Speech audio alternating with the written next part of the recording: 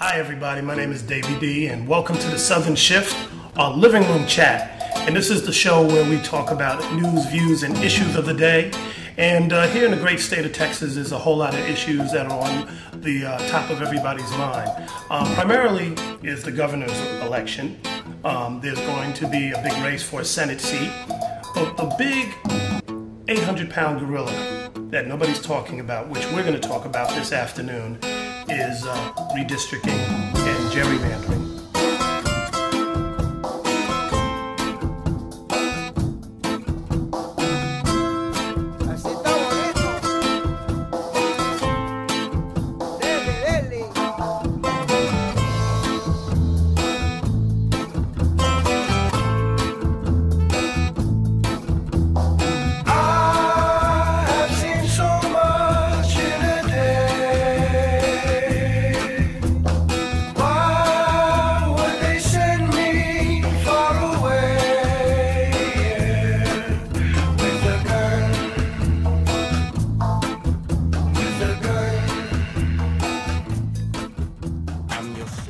We have special guests in the studio. To my right and your left is Miss Ann DeLiano. She's a lawyer, formerly with the ACLU. She is also a member of the Southern Shift family, and she will share her knowledge. Next to her is Mr. Harvey Kronberg. He is the CEO and the force behind the Quorum report, which is where many of us here in Texas get our news and political understanding of issues. And right next to him is Miss Carmen Llanes. She's with PODER, among other things. That's a grassroots organization, and she's done a lot of work with community folks in terms of getting them registered to vote and out to the polls. So let me start off with you, Harvey, because you, in my mind, are the historian on this. Well, every 10 years we do a census to see what the population changes are, and we have 150 House seats, 31 Texas Senate seats, and a congressional delegation. About 40 years ago, the Supreme Court said that one man, one vote required that you draw districts, legislative and congressional districts, to make sure that everybody had equal representation at the beginning of the decade. The Voting Rights Act subsequently assured that minorities would be appropriately represented, and they couldn't just be divided up so that they could never have somebody speak for their specific interests. We now have 40 years of case law on redistricting, and that's been important, but what's really been important is the growing power of computers to actually break up communities. And we'll talk about it in a minute, but there's lots of games, obviously, that can be played to disenfranchise large groups of voters, not necessarily minorities. Sometimes it's partisan disenfranchisement, and it's not just Democrats or Republicans. Both sides do it, but we can talk more about the specifics on that in a moment. So let me make sure I understand this correctly. When we talk about redistricting, what we're talking about is a situation, let's say I live in the east part of town. Right. And let's say everybody in the east part of town is, African American. And what could potentially happen with redistricting is somebody could come along and say, let's split this community up and draw artificial borders so that everybody in the east side no longer has a representation because one half of the community might be pushed in to another, community, say on the west side. So is that how redistricting could potentially work? Well, it was a time-honored thing to draw, where you could draw, say, a 60 or 70% Hispanic or African-American district. They would draw it so it was only 20%. And you would have 3 or 4 20% districts. Right. So it never got in critical mass, so that you would never end up with people of color having state house members or congressional members of Congress. Now, the Voting Rights Act changed the rules on that.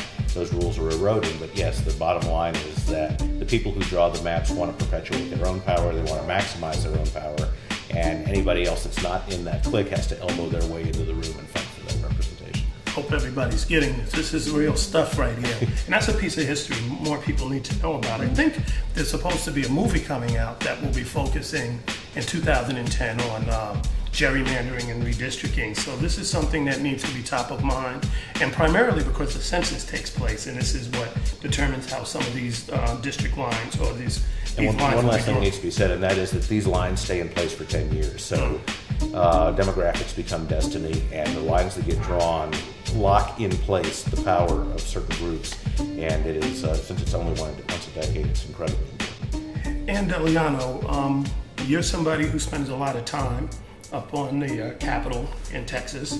What is it, the Pink Dome or something like that? Pink Dome, my friend. Pink Dome, yes. Yes. So you spend a lot of time there. You talk to a lot of lawmakers for some of the work that you do.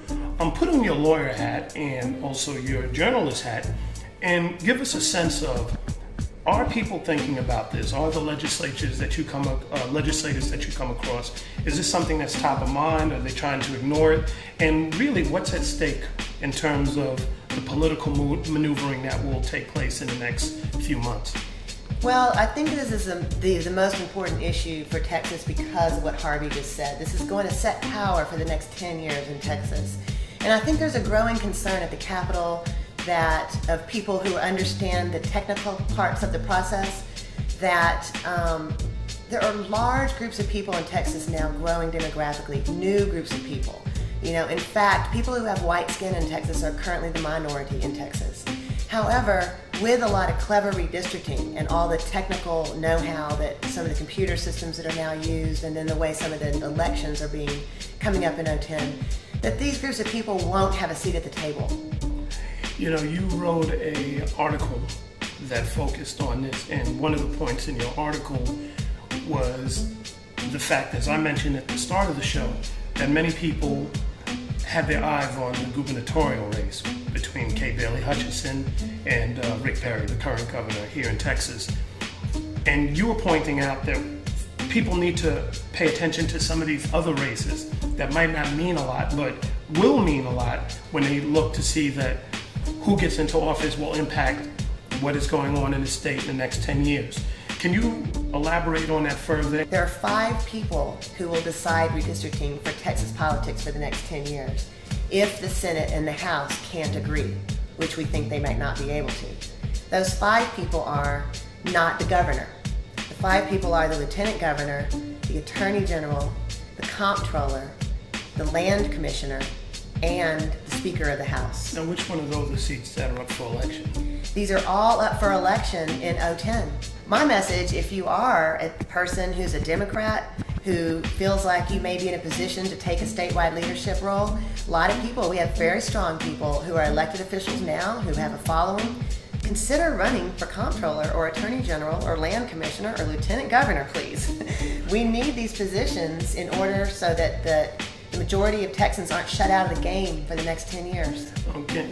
Carmen Llanes, you are out here registering people, getting them to the polls. A record number of young people came out to the polls, which you're a part of that crowd. The big prize that everybody's shooting for, in addition to the young people, are Latinos. You know, and that's a group that you also work with. How are they seeing this? Is this redistricting on the radar? And do the people in the communities that you work in, do they even feel like they're being serviced by the people who are currently represented? So if you walk in and say they might redraw the lines, are they more likely to go, well, the person serving my community is not around anyway, so I don't care? So what's your take on things? Well, I probably wouldn't go around into the densely Latino communities here pop quizzing people on who their state comptroller is, but I can say that it's very difficult to make generalizations, and I know we do it for the sake of argument, and clearly it's important here because our demographics are changing, but the truth is we have a lot of different groups, even within, say, the Latino community or within Austin's minority community. Speaking specifically to the Mexican American population here, which is the largest Latino population in Austin, I would say that you have a sort of divide because there are a lot of very proud registered voters in East Austin, for example. And you have precincts in East Austin. I say East Austin because it is where, you know, the heart of our... That's the hood. Yeah, that's the hood. That's the hood. When the lines were drawn to divide people, that's where all people of color were placed. So in some of those older barrios or Mexican-American neighborhoods, you have really proud voters, and most of them are Democrats. Most of them are very proud to be Democrats, and most of them vote in all of the elections. But are they the majority of the Latino community? Well, not at this point, not anymore. I would say your younger people, that's where we really need to target.